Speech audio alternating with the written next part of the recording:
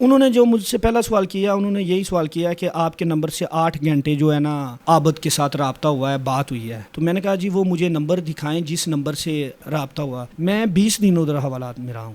مسلمان بندے کے لیے اس سے بڑی گواہی کوئی نہیں ہے. بسم اللہ الرحمن الرحیم، لا الہ الا اللہ محمد رسول اللہ، کہ میں نے زندگی میں اس کی شکل نہیں دیکھی.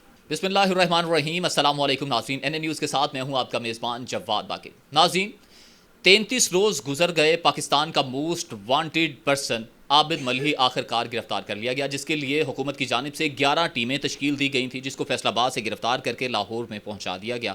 مزید اس کیس میں کیا کیا پیش رفت ہوگی یہ تو آنے والے وقت ہی بتائے گا. یہ کچھ بھی کہنا اس سے قبل اس وقت ہے. اس سے پہلے آپ کو بتائیں کہ سب سے پہلے شفقت اور اس کے بعد وقار الحسن صاحب جو کہ ہمارے ساتھ آج موجود ہیں، ان سے مزید گفتگو کریں گے. مگر یہ بتائیں کہ یہ خود پیش ہوئے اور بڑی جمع مردی سے اور دلیر بن کر یہ خود CIA کے آفس میں پہنچے، اور ادھر تفتیش کا طریقہ کار کیا تھا، اس زندگی میں اور اس زندگی میں کیا فرق ہے، یہ تمام باتیں جانیں گے آج وقار بھائی کی ہی زبانی. وقار بھائی السلام علیکم. سب سے پہلے تو وعلیکم السلام. طبیعت مزاج بخیر ہیں؟ بس ٹھیک ہے، اللہ تعالیٰ کا شکر ہے کہ آپ کے سامنے بالکل زندہ بیٹھے ہیں. شکر الحمدللہ. اچھا وقار بھائی، سب سے پہلے یہ بتائیے کہ سب سے پہلے آپ کو کیسے معلوم ہوا کہ آپ کا نام آ گیا ہے، آپ کو نومینیٹ کر دیا گیا ہے لاہور موٹر وے کیس میں؟ اعوذ باللہ من الشیطان الرجیم، بسم اللہ الرحمن الرحیم. جواد بھائی، میں اس وقت ہمارے نا گاؤں کے ساتھ ہی گاؤں ہے علی پور ٹبا، میں ادھر مجلس کے لیے، ہمارے سید ہیں، مرشد بھی ہیں سید شبیر حسین شاہ صاحب، انہوں نے مجھے دعوت دی تھی. تو میں نے ادھر مجلس پڑھی. مجلس پڑھنے کے لیے ہمارے کچھ لوگ بھی عزیز بھی بی بی پاک دامن آئے تھے، تو اپنا بھی عقیدہ ادھر میں نے کہا چلو حاضری لگاتے ہیں، مجلس پڑھتے ہیں. انہوں نے بھی مجھے فون کیا کہ آپ دربار آ جائیں.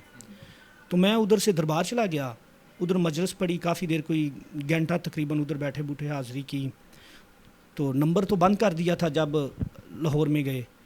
تو پھر میں باہر نکلا دربار سے، تو میں نے نمبر آن کیا ہی تو مجھے بھائی کی کال آ گئی. بھائی نے پوچھا کدھر ہو؟ بڑے بھائی کی کال آ گئی.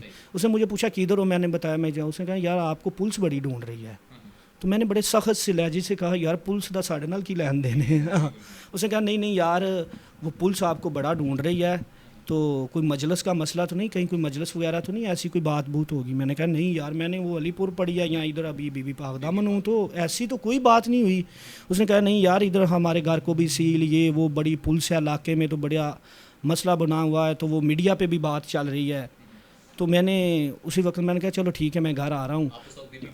ہاں، تو میں نے پھر کوشش شروع کر دی کہ اب میں کسی طرح کسی نیوز چینل یا کسی کو دیکھوں. تو وہ میں جب باہر نکلا تو ایک وہ شاپ تھی، تو ادھر LCD لگی ہوئی تھی. تو جب میں نے دیکھا تو ادھر میری ہی تصویر چل رہی تھی. تو پھر آپ نے کیا، جب وہ تصویر دیکھی تو کیا آپ نے؟ بڑا، پھر آپ کو پتہ ہی ہے انسان پہ کیا گزرتی ہے. میں بالکل وہ جس طرح جسم سے جان نکل جاتی ہے، بے جان سا ہو گیا، بڑا پریشان ہو گیا. پھر میرا انٹرسٹ بھی بڑھ گیا، میں دیکھنا شروع کر دیا. تو وہ جناب IG پنجاب صاحب ہیں، وہ گفتگو کر رہے تھے کہ وہ بتا رہے تھے جی ہم نے پہلا جو مجرم ہے اس کو DNA سے کر لیا ہے. تو دوسرا یہ ہے وقار الحسن علی ٹاؤن کلاس تارشاہ، جو ہم نے وہ جیو فینسنگ سے ان کو کیا. تو اس کے بعد جناب سردار عثمان بزدار صاحب کا آ گیا. تو انہوں نے وہ اعلان کیا جی 25 لاکھ روپیہ اگر کوئی بھی بندہ ان کو پکڑے. یا 25 لاکھ کا آپ نے نام سنا ہے، تو پھر آپ کے کیا ری ایکشن تھے، اندر سے کیا فیلنگس آ رہی؟ پھر یہی تھی، میں ہر طرف دیکھنا شروع کر دیا. اب کوئی مجھے دیکھ تو نہیں رہا، میں نے یہاں سے بھاگنا کیسے ہے. وہ میرے پاس وہ کپڑا تھا صافہ، جو کچھ بھی میں وہیں بھول گیا، اتنا میں ہو گئے. تو اللہ تعالیٰ کسی کے یہ وقت نہ کسی کو دیکھنا نصیب ہو اس طرح کا کبھی بھی. آپ کو بھائی کی کال آ گئی تو اس کے بعد پھر آپ یہاں پر آ گئے ہیں؟ ہاں، میں نے وہ میرا بھانجا آ گیا، میں نے اس کے ساتھ بائک پہ، وہ اس کے پاس ہیلمٹ تھا، ہیلمٹ پہنا. تو ہم جب ابھی اپنے سٹاپ سے پیچھے ہی تھے تو بھائی سے رابطہ ہو گیا. تو اس نے کہا آپ کلاس تارشاہ سٹاپ پہ ہی کھڑے، ہم ادھر ہی آ رہے ہیں. تو جب میں ادھر آیا تو وہ ہمارے بہت محسن ہیں سید امجد حسین شاہ صاحب، ہمارے کلاس تارشاہ کی سداد ہیں، مخدوم ہیں، بہت بیوٹیفل پرسنالٹی ہیں، بڑا نام ہے ان کا. تو جب میں نے ان کو دیکھا میں ان کے پاؤں گرا. جب میں پاؤں گرا تو میں نے رونا شروع کر دیا. میں نے بتایا بابا جی آپ کو پتہ ہے ماشاءاللہ میری کمپلیٹ فیملی ہے، بیٹی ہیں، بیٹے ہیں. تو بابا جی نے میرے ساتھ بہت اچھا مجھے حوصلہ دیا. انہوں نے کہا نہیں بیٹا، اگر آپ کو نہیں جانتے تو پھر کوئی بھی نہیں جانتا. ہمیں بھی پتہ ہے کہ آپ کے ماں باپ، دیکھنا یہ جس کا ماں باپ اچھا ہو اس کی اولاد بھی اچھی ہوتی ہے. تو ہم آپ کے پورے ख़ानदान को जानते हैं, कोई ऐसी आप हमारे घर के, हाँ बिल्कुल. तो उन्होंने मुझे हौसला दिया, उन्होंने कहा कि ठीक है हम चलते हैं, जाके उनसे बात करते हैं, तो इंशाल्लाह हम जिस तरह जाएंगे इसी तरह ही वापस आएंगे, अगर तू बेकसूर है. मैंने कहा नहीं मुर्शिद जी आप मुझे कहीं, उन्होंने कहा नहीं नहीं वो ठीक है. तो हम उधर गाड़ी से बैठे तो CIA मॉडल टाउन चले गए. अच्छा, जब CIA मॉडल टाउन पहुंचे तो उधर तो बड़ी एक हाइप क्रिएट हुई थी, तो फिर आपने उसको कैसे फेस किया, या वो क्या सीन था? वो तो फिर उस वक्त तो ऐसे ही था कि मीडिया ही मीडिया, वो गाड़ियाँ ही गाड़ियाँ, लोग ही लोग, जिस तरह किसी बड़ा रश था. तो मिनिस्टर आ रहा, तो वो फ़ोन पे बाबा जी की पहले ही बात हुई थी कि जब हमारी गाड़ी गई उसी वक्त वो गेट खुल गया, हम अंदर एंट्री हो गए. जब अंदर एंट्री होगी, वो गाड़ी खड़ी होगी, तो वो जो लोग उधर मुलाजिम थे उन्होंने कहा कि अभी बाहर नहीं निकालना, बाहर नहीं निकालना. उस वक्त फिर काफ़ी घबराहट हुई, बड़ा मैं परेशान हुआ कि पता नहीं अब क्या होना है क्या होना नहीं. वो बाबा जी तो नीचे उतर गए, वो अंदर जाके उनके साथ बैठ बूठ गए. फिर आके उन्होंने मुझे नंबर चेक करवाने शुरू कर दिए, ये नंबर किसका है, ये नंबर किसका है. मैं बताता रहा. उसमें एक नंबर था जो वो उसका था आबद का, तो वो मेरे कज़न के साथ मिलता जुलता नंबर था. तो मैंने साहब से कह दिया ये भी उसका ही है. तो उन्होंने ये बात जो है बहुत बुरी लगी. उन्होंने कहा नहीं नहीं ये आबद का नंबर है, तुम झूठ बोल रहे हो, इसको गाड़ी से नीचे निकालो. उन्होंने मुझे गाड़ी से नीचे उतार के कमरे में ले गए. उधर जाके उन्होंने वो तफ्सील बातचीत शुरू कर दी. मैं जो कुछ भी वो पूछते रहे मैं उनका जवाब देता रहा. उसके बाद उन्होंने फिर कहा इसको दूसरे कमरे में ले जाएं. उस कमरे से उन्होंने उठाया, मुझे एक वो ऑफिस नुमा कमरा था, उधर काफ़ी और भी लोग बैठे हुए थे. उधर जाके उन्होंने मुझे वो फ़र्श पे बिठा दिया. जब मैं फ़र्श पे बैठ गया तो वो फिर मेरे साथ सवाल होना शुरू कर दिया. पहला सवाल उन्होंने क्या किया? पूरा एक बेंच बैठा हुआ था आपके पास, या कितने ऑफिसर थे जो जिन्होंने सवाल शुरू किया, और पहला सवाल उन्होंने आपसे क्या किया? उन्होंने जो मुझसे पहला सवाल किया, उन्होंने यही सवाल किया कि आपके नंबर से 8 घंटे जो है ना वो आबद के साथ रब्ता हुआ है, बात हुई है.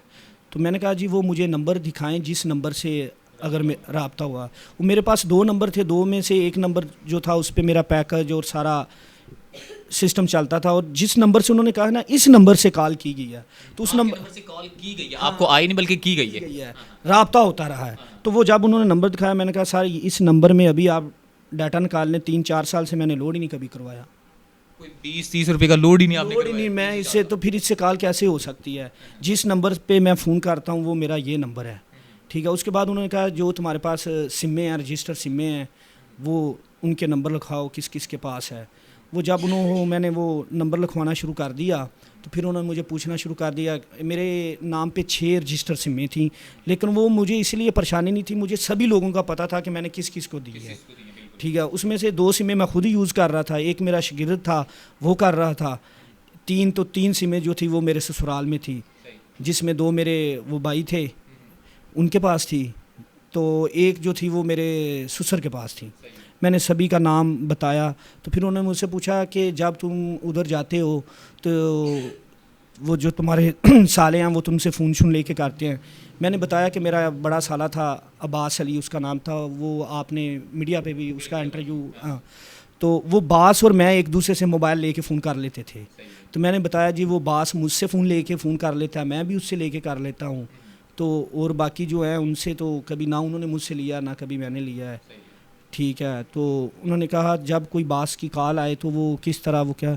मैंने कहा कोई नहीं, अगर उसकी कॉल आ जाए, कोई बंदा मुझे फ़ोन करता है जी बास से बात करनी है, अगर मैं उधर मौजूद हूँ तो फिर मैं बात करवा देता हूँ, नहीं तो मैं कह देता हूँ कि जी वो मेरे पास नहीं है. तो उन्होंने पूछा अच्छा तो आप थोड़ा सा ये गैस करके बताएं कि जब बास की कोई कॉल आती है तो वो किस अंदाज़ में बंदा बोलता है, कि वो जब कॉल करता है तो किस अंदाज़ में बोलता है. इन दिनों में आपको कोई ऐसी कॉल आई हो कि जिसने कहा हो कि मैंने बास से बात करनी हो.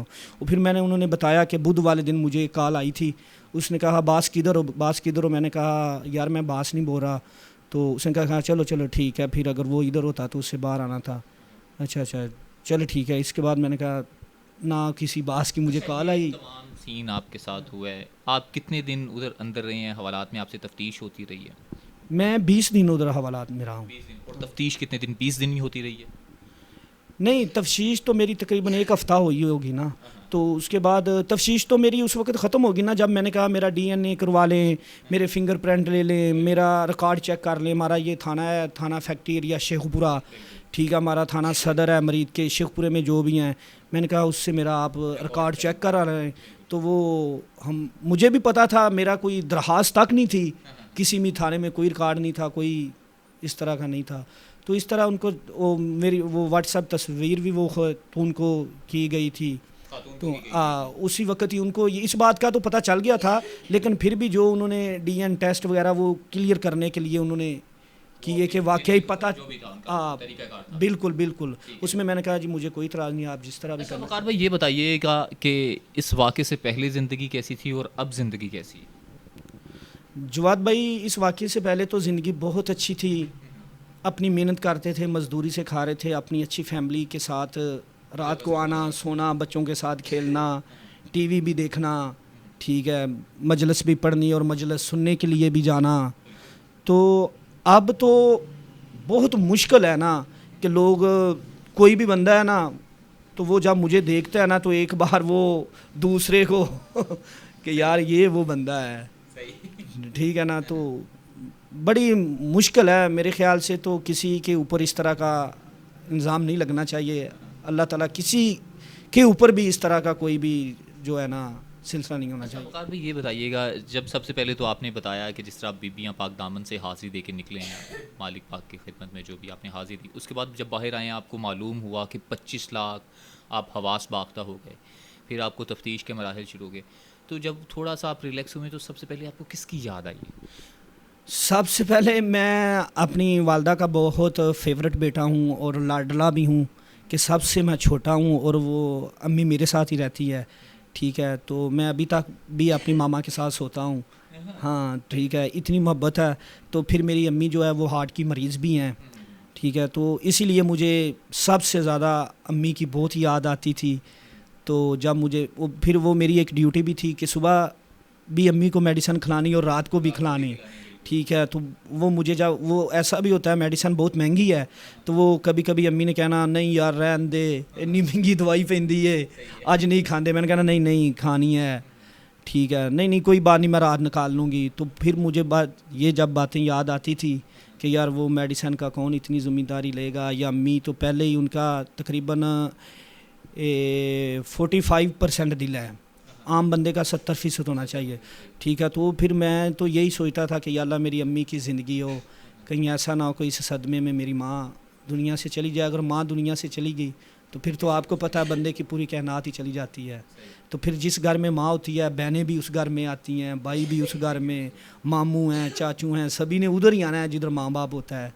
تو اس لیے بڑی مجھے ماں. اچھا وقار بھائی آپ کو نہیں لگتا کہ جیسے کہ آپ کا نام دے دیا گیا، جلد بازی میں یہ سب کچھ ہو گیا، اس طرح نہیں ہونا چاہیے؟